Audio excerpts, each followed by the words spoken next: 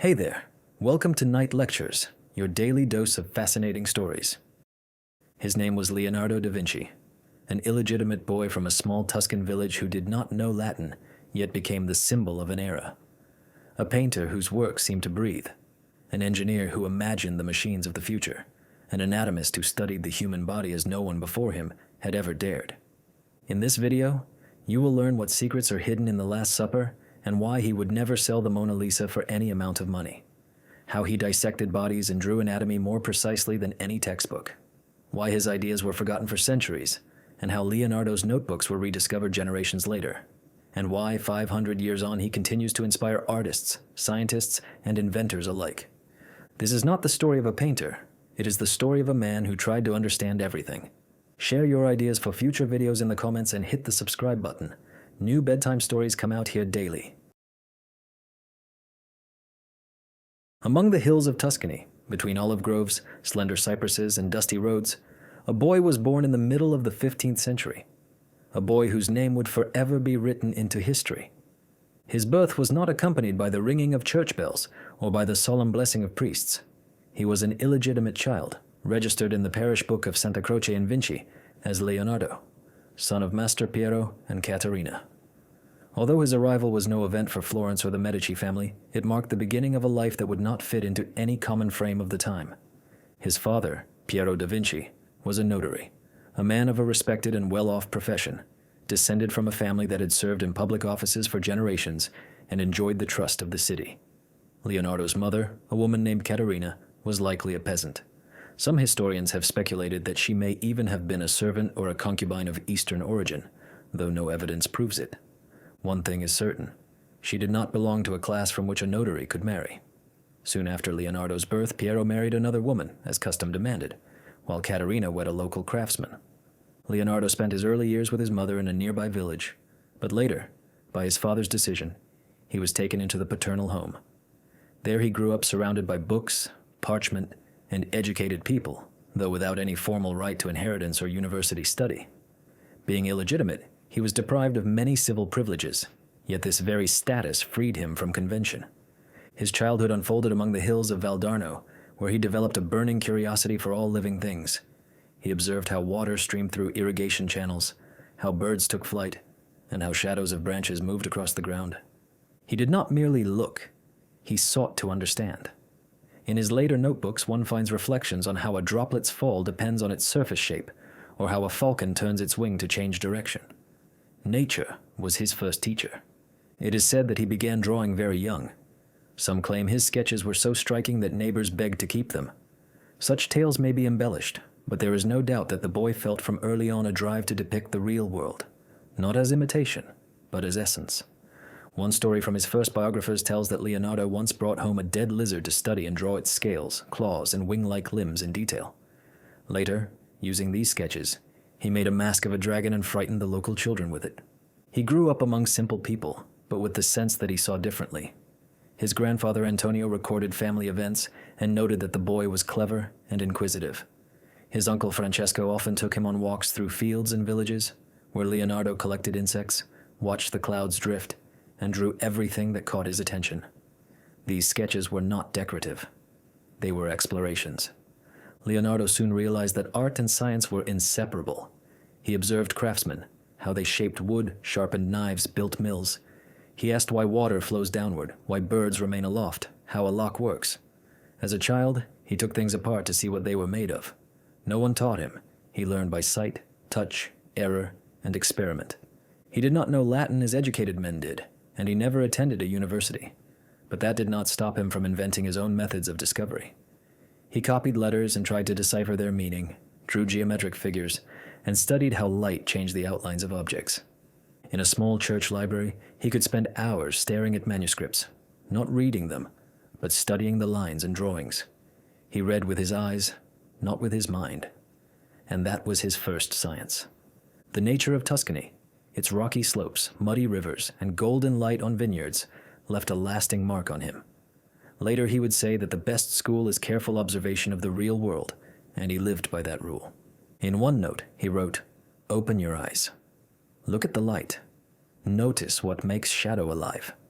When Piero saw that his son never stopped drawing and that his passion only grew, he began to think of apprenticeship. Leonardo was about 13 when his father took several sketches to Florence to show to his acquaintances. The drawings were neither exact nor childish. They were different. Soon, one of the city's most respected masters, Andrea del Verrocchio, agreed to take the boy into his workshop. But that was yet to come. For now, young Leonardo remained in Vinci, sketching trees and insects, watching how sunlight touched the walls of houses, and losing himself in the smallest details of the world, as if he already knew that within them lay the beginning of a great journey. Recognizing their son's talent, Leonardo's parents sought a worthy teacher. His father carried several drawings to Florence, the cradle of Renaissance art. Florence in the 15th century was at the height of its cultural brilliance. The architecture of Brunelleschi, the paintings of Filippo Lippi, the sculptures of Donatello, and the patronage of the Medici had made the city a laboratory of thought where art became a form of reasoning. Piero approached Andrea del Verrocchio, painter, sculptor, and engineer, greatly respected and running one of Florence's finest workshops. His pupils were already promising artists, and his commissions came from cathedrals, monasteries, and city officials. Verrocchio examined Leonardo's drawings and agreed to take him as an apprentice. Thus began one of the most formative chapters in the young man's life. Apprentices started from the lowest tasks, grinding pigments, preparing canvases, stretching frames, and gradually advanced to drawing under supervision and contributing to the master's works. Those first years were not years of fame, but of labor and patience. Leonardo soon distinguished himself. He mastered drawing and painting, copied engravings, studied animal anatomy, and learned to render light and shadow. His attention to detail astonished others. He could spend hours on a single curl of hair or the fold of a drapery, seeking an accuracy almost impossible to achieve. This obsession with detail would give his paintings the realism that endures through centuries. One famous story tells of the baptism of Christ, painted by Verrocchio for a monastery. The entire workshop collaborated, as was customary, and Verrocchio entrusted Leonardo with painting one of the angels. When the painting was finished, the angel Leonardo painted stood out with a softness and life so striking that, according to Giorgio Vasari, the master felt humbled. Legend says Verrocchio was so impressed he never touched a brush again, though in truth, he continued to work for years. Still, the story symbolizes Leonardo's early recognition. Beyond painting, Leonardo studied sculpture, metalwork, engineering, and stage design. Verrocchio's studio produced not only paintings but reliefs, tombs, altarpieces, architectural designs, and devices for festivals. Leonardo designed decorations, mechanical contraptions for plays, and improvements for moving figures. The workshop was a place where art and science coexisted. Mathematics, optics, and human anatomy were discussed freely. Leonardo absorbed this world without formal education, filling his notebooks with geometric sketches and experiments in perspective. Patrons began to notice his drafts. Some even asked specifically for the boy's hand. By the mid-70s of the 15th century, Leonardo had become Verrocchio's full assistant. He joined the Guild of St. Luke, the official Florentine association of painters, marking his recognition as an independent artist. Yet he remained in the studio, perfecting his craft. His early commissions came later, but already his style was forming. Anatomical precision, gentle chiaroscuro, and the sense of inner motion in every figure. Leonardo did not rush into independence. Respect for his teacher and hunger for knowledge kept him there. Surrounded by the scent of oil, the clang of tools, and clouds of dust, the artist was born. Not as a craftsman, but as a man for whom art became a way to understand the universe. He had stepped beyond apprenticeship, yet not yet into invention and philosophy. That lay ahead. For now, he learned to see. And that was the essence of his Florentine years. When Leonardo began to work on his own, he was no longer content to depict the human body as mere appearance. Everything in him sought deeper understanding, not only of form, but of structure and process. To him, a human being was not simply a model, but a living mechanism governed by natural laws. And these laws he wished to grasp with his own eyes and hands.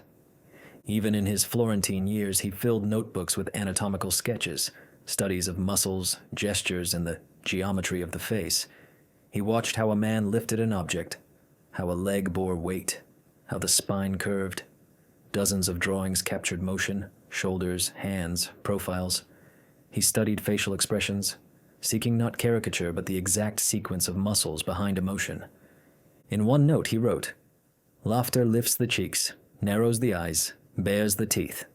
But there is a difference between laughter of joy and laughter of malice." His faces in motion were attempts to catalogue inner life through the outer form. His fascination with movement became central.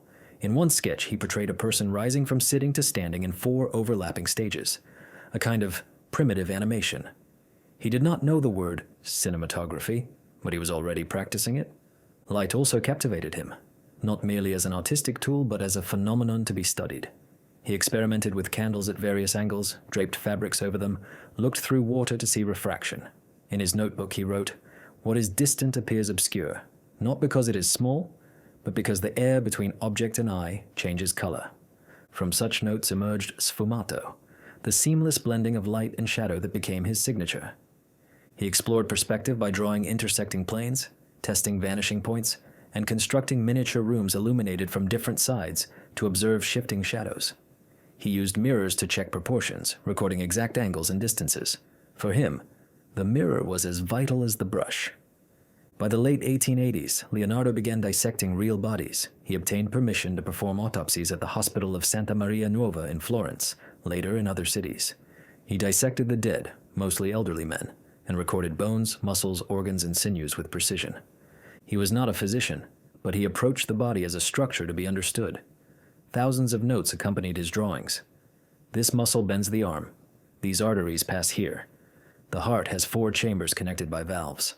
He analyzed blood flow, lung function, the eye, the voice, and the texture of aging skin. One of his most famous sketches is the Vitruvian Man, a nude figure inscribed within a circle and square, symbolizing the harmony of geometry and body. Following the Roman architect Vitruvius, he measured actual people, compared proportions, and sought the mathematical rhythm of the human form. He produced series, hands, shoulders, feet, spines, comparing posture and motion, even correlating the shape of a knee to a person's gait. He wrote in mirror script, perhaps to conceal his work, or simply because as a left-hander it was natural. Among his notebooks is one of the first accurate depictions of a human fetus, an embryo drawn with tenderness and scientific precision, showing the umbilical cord, uterus, and relation to the spine. In others, he diagrammed the vascular system, imagining the course of blood. Although his studies were never published in his lifetime, they surpassed all earlier anatomical work. He was undeterred by superstition. He sought no mysticism in the body, yet he never lost awe before it. He found beauty in a finger joint, in the turn of the neck, in the curve of the back. For Leonardo, this knowledge was inseparable from art. When he painted a face, he knew the muscles beneath the skin. When he shaded a cheekbone, he understood how light flowed across it. His art was nourished by science, and his science was born of art. Thus emerged a new kind of artist, the thinker, the observer, the engineer of human form. He did not merely depict, he comprehended. And in doing so, he forever changed what it means to see. In the year 1482, Leonardo da Vinci left Florence and set out for Milan. The decision to move was not driven by hardship or a lack of commissions. On the contrary, he felt that his ideas required a different scale, a space where engineering, invention, and painting could develop at the same time. Milan, the capital of Lombardy, was then under the rule of the ambitious and influential Ludovico Sforza, called Il Moro, and it naturally drew an artist searching for new horizons. To attract the Duke's attention, Leonardo wrote a letter that became one of his most famous documents. In it, he barely mentioned painting. Instead, he listed, point by point, that he could build fortifications, design siege engines, plan subterranean tunnels, movable bridges, defenses, canals, and military devices.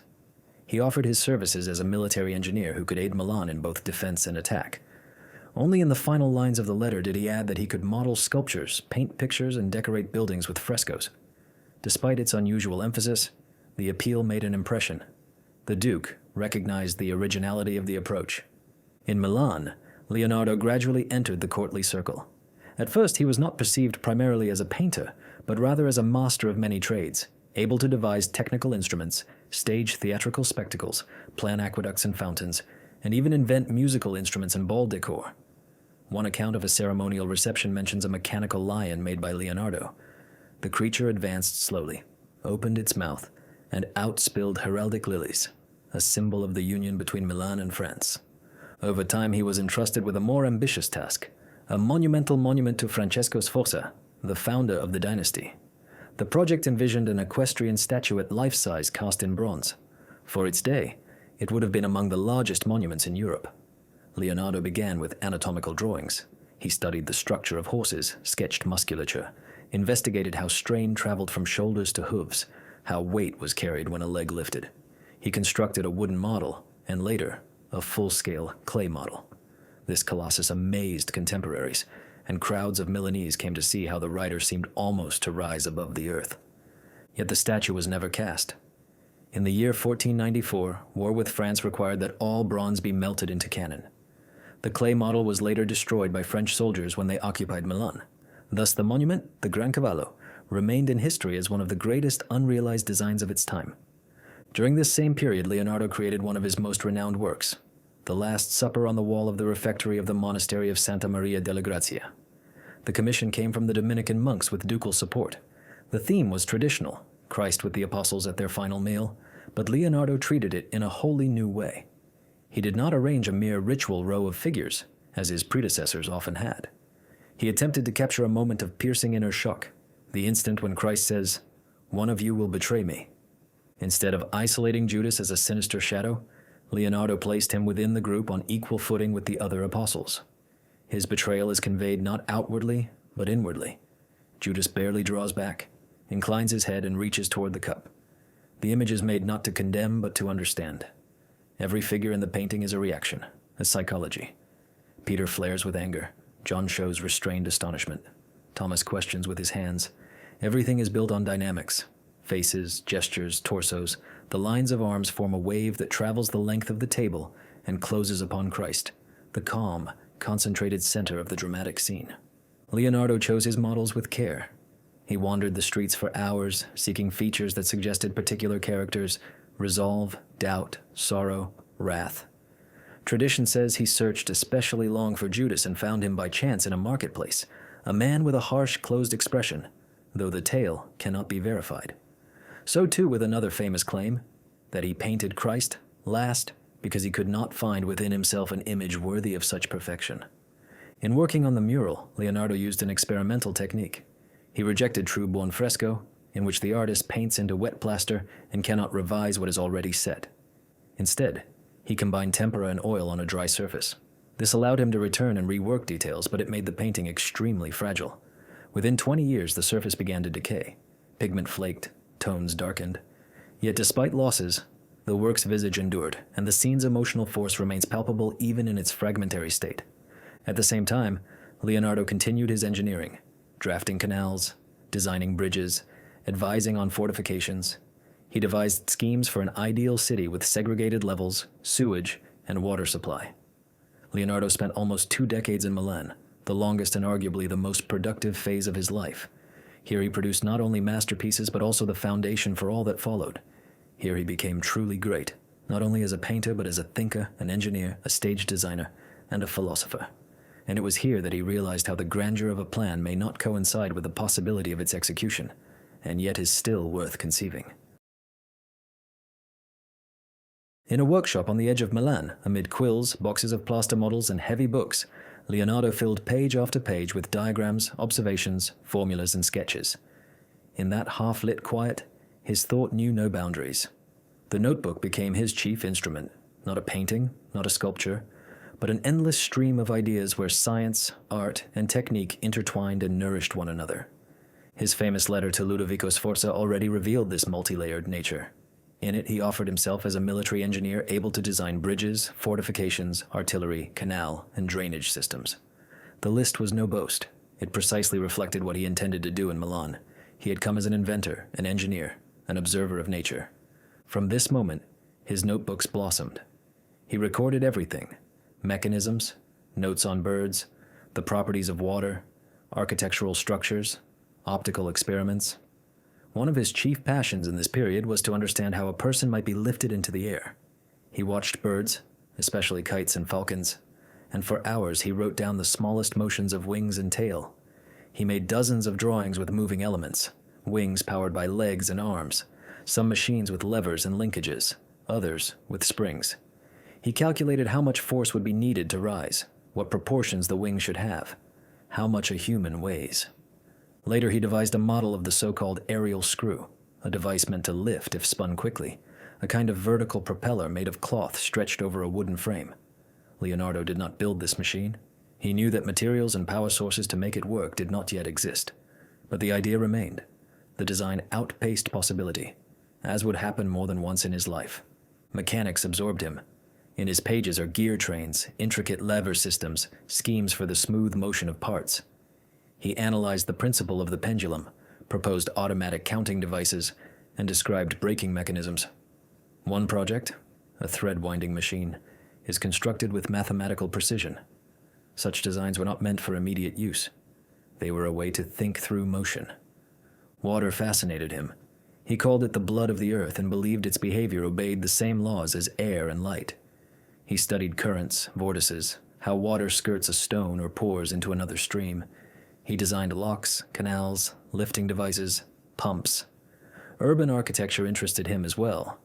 He proposed a multi-level city in which people, water, and goods move along separate axes without hindering one another. This was not merely engineering. It was social imagination. He worked closely with Milanese technicians, monks, and architects. He did not stand apart from city life. On the contrary, he was woven into it, and many of his ideas found practical trials. Yet most remained drawings on paper, anticipating future technologies. Another vein was military design. He sketched wheeled towers, movable defenses, a prototype of a multi-barreled gun, even a circular tank rotating in place to fire all around its perimeter. These constructs were not realized, but their logic and elegance reveal an extraordinary technical imagination. He did not glorify war. He sought to understand it, as a man who believes knowledge grants power over destruction. Leonardo did not confine himself to machines. He designed stage apparatus, flying scenery, rising platforms, vanishing walls. He wrote how to change light by shifting mirrors. He built musical devices, a mechanical lyre, a water-driven organ. Everything that moved, sounded, or shone drew his curiosity, and he tried to express it in a drawing. He returned to a single idea dozens of times, altering angles, proportions, annotations, and calculations. He did not hurry to finish. His notebooks are not a museum of inventions, but a stream of observations. In one, an aerial screw. In another, the structure of the shoulder joint. In a third, a scheme for street lighting. In a fourth, a marginal note. Notice how water trembles in a bowl at the sound of a voice. These pages were never meant for publication. He did not chase renown as an inventor. His engineering was a path to knowledge, the same as painting or anatomy. And therein lies Leonardo's central paradox. He might have become the greatest mechanic of his time, yet he remained a painter who sought to explain the nature of things with lines. The Milanese notebooks are unfinished, like most of his projects, but they grant a rare look into the mind of a man who did not divide art from science, who drew no border between diagram and thought. For Leonardo, the notebook was an extension of eye and hand, the place where the future begins. In the year 1499, Milan fell. The army of King Louis XII entered the city and drove out Duke Sforza. For Leonardo da Vinci, this was not merely the end of a patronage. It was the collapse of almost 2 decades of stability, years into which he had poured his strength, hopes, and designs. Everything conceived and created under Sforza's protection now belonged to the past. The Milanese workshop closed, the pupils dispersed, and Leonardo himself left the city. His first refuge was Mantua, ruled by Isabella d'Este, a refined aristocrat, a patron, and a discerning connoisseur of art. Her interest in Leonardo was sincere, and she asked him to paint her portrait. Leonardo made a meticulous profile drawing of the Marchioness, with penetrating eyes and a firm line of chin, but the painting itself was never completed. He politely declined her offer to remain, despite her generosity. Perhaps Mantua felt too confined to him, or he simply knew he had to move on. At the beginning of the 16th century, he went to Venice. In that city where canals served as roads and trade was the pulse of life, Leonardo stayed only briefly, yet he managed to propose to the Senate a plan for defending the lagoon, a system of mobile barriers and dikes to shield the city from seaborne attack. The project aroused interest but was not adopted. Leonardo likely did not expect an immediate result. He was simply seeking ways to apply his knowledge. Venice did not become his harbor. That same year, he returned to Florence. The city of his youth, the birthplace of his first paintings, had changed. Michelangelo was already at work there, young, fiery, and ambitious, newly finished with the Pietà, and soon to begin David. Other masters had appeared as well: Raphael, Bartolomeo, Cesare da Sesto. Florence again boiled with artistic ideas, but Leonardo, now past 40, found himself more an observer than a leader.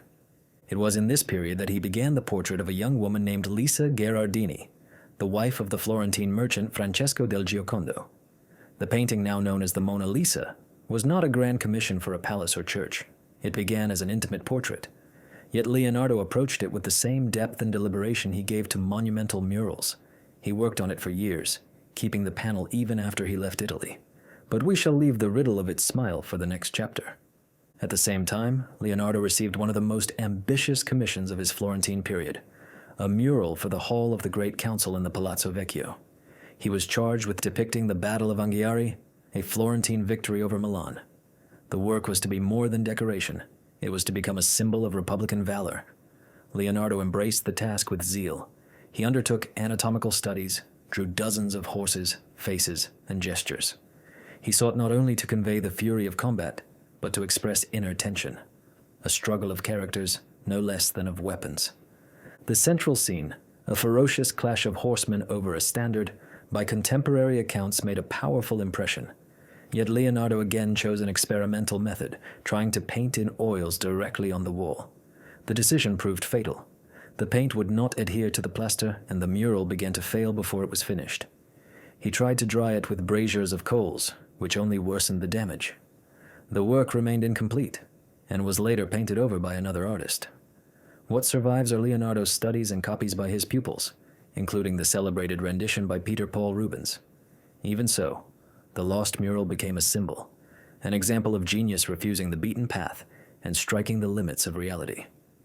In Florence, Leonardo's relations with other masters were tense, especially with Michelangelo.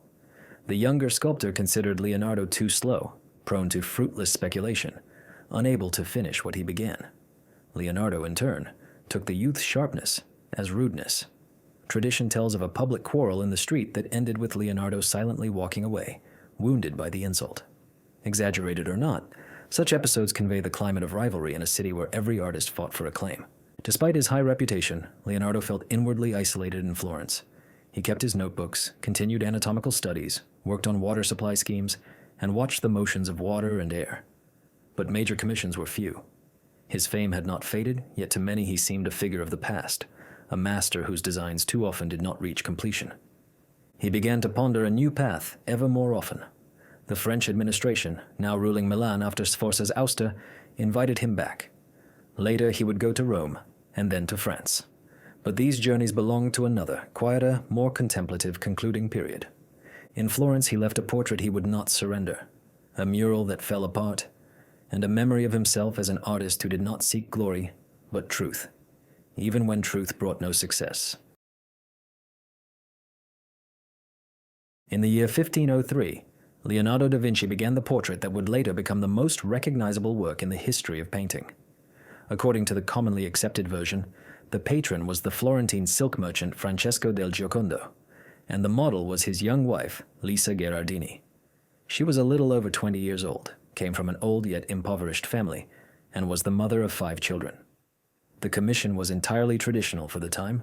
A husband wished to have a portrait of his wife in his home as a mark of status and respect.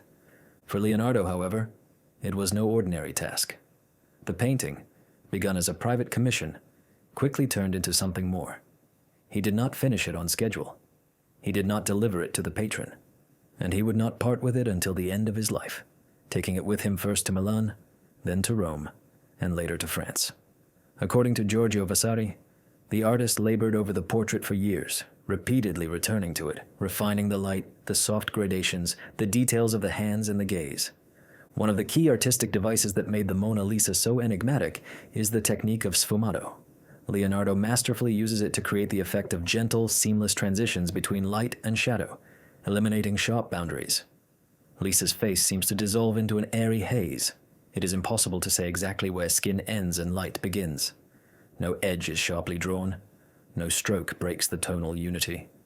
Everything appears filled with breath. Yet technique alone does not account for the painting's inexhaustible interpretations. Its true focus is the gaze and the smile. Lisa looks straight at the viewer, and yet it seems as if her eyes look through him. The gaze is neither tense nor provocative, but attentive and at the same time slightly detached. As for the smile, for centuries it has been read in many ways: tenderness, hidden irony, sadness, calm, even maternal care. Strikingly, if one looks at the lips in isolation, the smile almost vanishes. It emerges from the whole face, from its subtle asymmetry and enveloping light. The background matters as well. Behind Lisa stretches a fantastic landscape of mountains, curving roads, river bends, and stone bridges. It is not the Florentine plain, and not any specific place. It is a mental landscape, assembled from Leonardo's observations and his love of geology and topography. Especially noteworthy is that the horizon to the left of the figure is visibly higher than to the right. This barely perceptible shift creates a sense of inner instability, as though reality itself were slightly displaced. The artist neither signed nor dated the painting. He left no inscriptions and did not record the model's name on it. He simply kept it beside him. Perhaps he felt that in this work, he had expressed something that reached beyond the bounds of portraiture. This picture did not illustrate status, as commissioned portraits of noble ladies often did. It did not glorify power, as church decorations did. It did not depict a legend. It simply was embodied silence.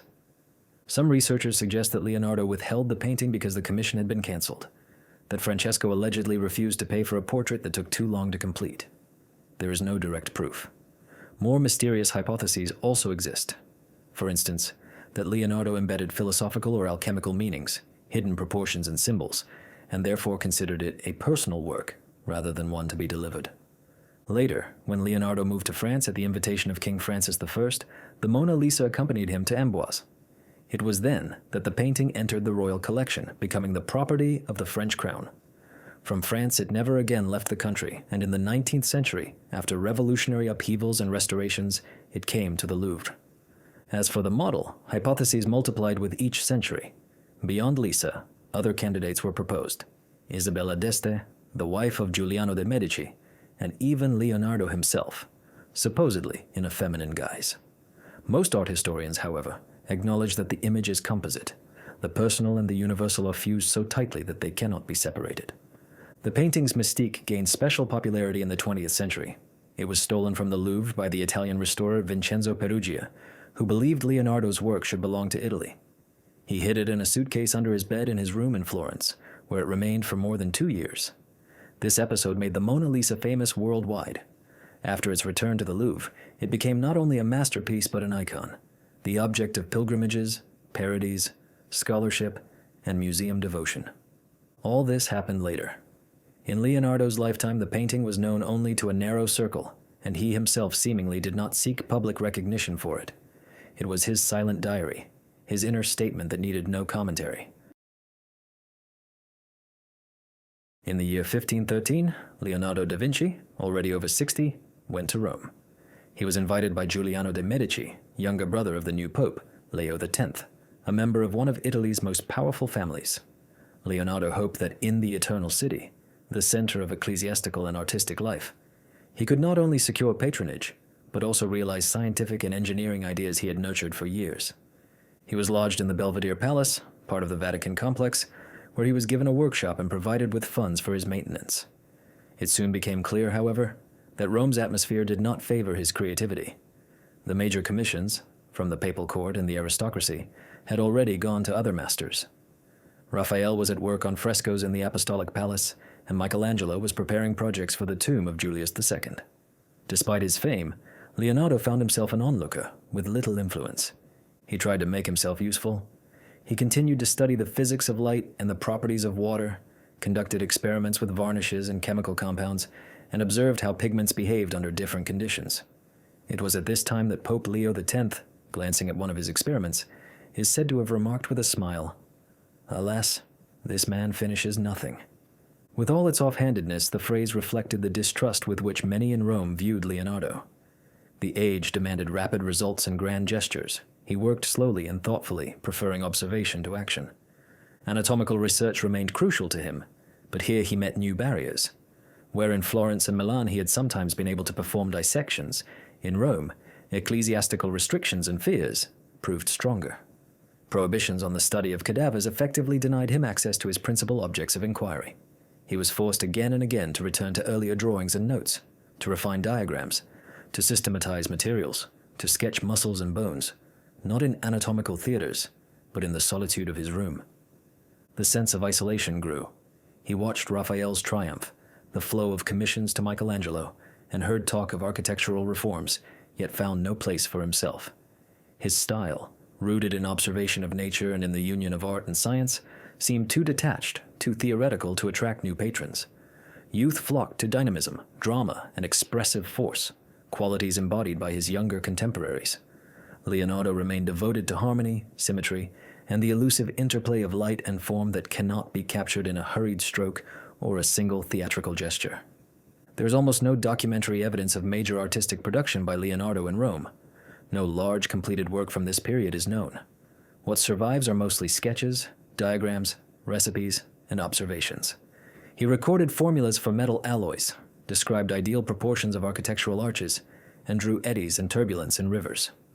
In the margins he left brief, sometimes somber thoughts. Iron rusts from disuse, or he who does not value life does not deserve it. Leonardo was still drawn to projects beyond art. He sketched plans for draining marshes, described ways to supply water to fountains, and proposed ideas for fortifications. But his ideas were often not taken seriously. Rome preferred masters who could execute immediately. Leonardo, as ever, wished first to know and only then to act. He seldom appeared in society. People found him enigmatic, even eccentric. His immersion in manuscripts, his refusal to participate in public disputations, his unwillingness to play at court politics, all this made him a stranger in a world where art and power were tightly entwined. He did not quarrel with Michelangelo, though a cool mutual distrust persisted. He did not seek alliances with Raphael, though he admired his technique. He simply worked, in solitude and quiet. In time, he understood that his Roman sojourn had not met his hopes. At this moment, Francis I, a young French king passionately devoted to Italian culture, appeared on the horizon. He invited Leonardo to France, promising peace, respect, and freedom to create. This time the artist agreed. He left Rome as a man tired of waiting for understanding, taking few possessions, a handful of paintings, boxes of drawings, notebooks, models. In that modest baggage lay his life, unrecognized in the moment, yet awaiting its time. In the year 1516, disappointed with Rome and deprived of chances to realize his ideas, Leonardo da Vinci accepted an invitation that became the final turning in his long life. The young French king, Francis I, inspired by the Renaissance and deeply reverent of Italian culture, proposed that the master come to court. Unlike Italian patrons, Francis did not demand finished works. He wished to have at his side a sage, a companion in conversation, a bearer of great ideas. Leonardo crossed the Alps with a small caravan. With him traveled his faithful pupil Francesco Melzi and several servants. The French provided honorable escort and all comforts along the way. In France, Leonardo settled at the manor of Clos-Lucé, near the royal residence at Amboise. Later legends speak of an underground passage between the two buildings, along which Francis could visit his guest without attracting courtly attention. The literal truth of this detail is hard to prove, but the closeness of their relationship is supported by numerous contemporary testimonies. Francis truly spent much time in conversation with Leonardo, admired his intellect, and called him the father of all thinkers. Despite declining health, Leonardo continued to work. He likely had suffered a stroke, which left his right hand partly impaired. As a left-hander, he could still draw and write, but his motions were less steady. He returned to his notes, pondered old designs, and conceived new ones. Among the grandest projects he developed in France was a vast palace and city complex, a utopian ensemble uniting architecture, engineering solutions, and harmony with nature. The project was never realized, but the drawings survive and still astonish. In France, Leonardo felt truly free for the first time in many years. He did not need to compete for patrons' attention or prove his genius. He simply lived, thought, taught, and observed. He would sit for hours in the garden, watching light on leaves, the shadow cast by arches, the wind rippling the surface of a pond. In this contemplation, so dear to his nature, he finally found peace. Melzi ran the household, helped sort and copy manuscripts, and tended to daily affairs. Leonardo plunged deeper into reflections on time, on the structure of the world, on human nature. In late notes, he often mentions weariness, but without bitterness. On one sheet he wrote, "Just as a well-spent day brings peaceful sleep, so a well-spent life brings a peaceful death." The words were addressed, it seems, to himself. He still shared ideas freely. French architects, engineers, and painters came to him. He showed them his notebooks, explained the principles of his machines, and revealed the logic of anatomical schemes. Many felt they were listening not to an old artist but to the living embodiment of the human mind, tireless in its pursuit of truth. On the 2nd of May, 1519, Leonardo da Vinci died in his house. Melzi and several French servants were with him. A legend says that Francis I cradled the dying man's head in his arms, but modern historians consider this a lovely invention, probably born later as a symbol of respect. It is, however, certain that the king mourned Leonardo's death and ordered that he be buried with honors. His resting place became the chapel of Saint Hubert on the grounds of the Château d'Amboise, where a tombstone bearing his name stands to this day. France became, for Leonardo, not a place of triumph, but of quiet. And perhaps that was what he sought. Not scenes, monuments, or glory, but the right simply to be himself. His final years passed in the shade of old walls, beneath canopies of trees, among notebooks and ink, close to people who respected not only his genius but his nature. In leaving, he gave to France, and to humanity, not only his works, but also that which does not fade with time, the image of a man who spent his entire life trying to understand how the world is made and never tired of the quest. When the breath of Leonardo da Vinci stilled, no one in that moment fully realized that a man had gone whose thinking anticipated entire eras. He was not crowned in life. His name did not ring in rulers' speeches like that of a prophet or sovereign. Yet centuries later, his notebooks, paintings, and ideas came to be called not merely a legacy, but a mirror of genius in which humanity continues to examine its own possibilities. Immediately after his death, most of Leonardo's papers were inherited by his pupil Francesco Melzi. He guarded them carefully, but after his passing the documents began to fragment. Some went to collectors, others were lost. Still others lay forgotten in monasteries and libraries. For several centuries, Leonardo's notebooks wandered across Europe, scattered and underestimated, until in the 19th century scholars and connoisseurs began to grasp their true value. One of the most famous surviving manuscripts is the Codex Leicester, now owned by Bill Gates. This manuscript contains Leonardo's reflections on the nature of light, the motion of water, the structure of the Earth's crust, and reflections in mirrors. It is written in his famous mirror script, from right to left, which makes reading it all the more unusual. Leonardo's inventions, described in the codices, span dozens of fields.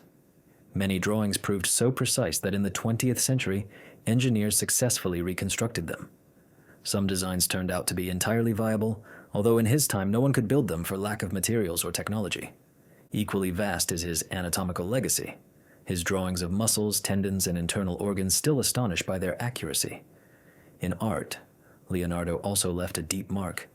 His treatment of light and shade gave portraits a special vitality and inward depth. The Mona Lisa became not only a masterpiece but a symbol of the very idea of mystery and contemplation. More important still is Leonardo's approach to knowledge. He did not divide art and science, did not think it necessary to choose between drawing and calculation. For him, the entire world was a single organism, open to investigation. In this sense, Leonardo became not only a painter and an engineer, but also one of the forerunners of the scientific method as a way of knowing the world. He did not state laws as axioms, like Newton or Galileo, but his intuitive approach to experiment, to testing hypotheses, and to recording observations anticipated the fundamental principles of early modern science. In the modern and contemporary eras, Leonardo became a cultural phenomenon. His name appears in encyclopedias, novels, films, scholarly works, and even popular bestsellers.